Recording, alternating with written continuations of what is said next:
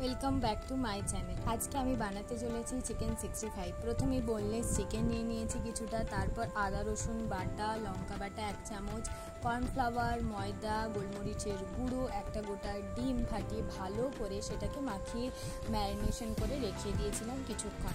তারপর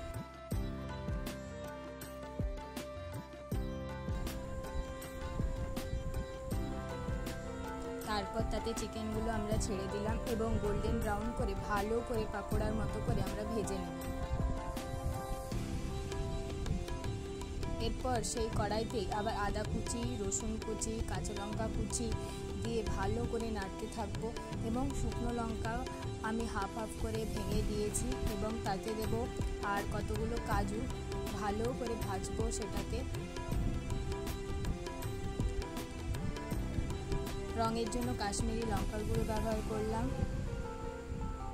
তারপর soya sauce, তারপর 1 চামচ ভিনেগার এবং টমেটো কেচাপ। ভালো করে গ্রেভিটাকে বানিয়ে নিলাম এবং এরপর চিকেনগুলো দিয়ে ভালোভাবে নাড়াচাড়া করলেই আজকের রেসিপি আমাদের তৈরি, চিকেন 65। দেখো কি ইয়াম্মি হচ্ছে। দেখা হচ্ছে নেক্সট ভিডিওতে এরকম ইয়াম্মি রেসিপি নিয়ে। টাটা।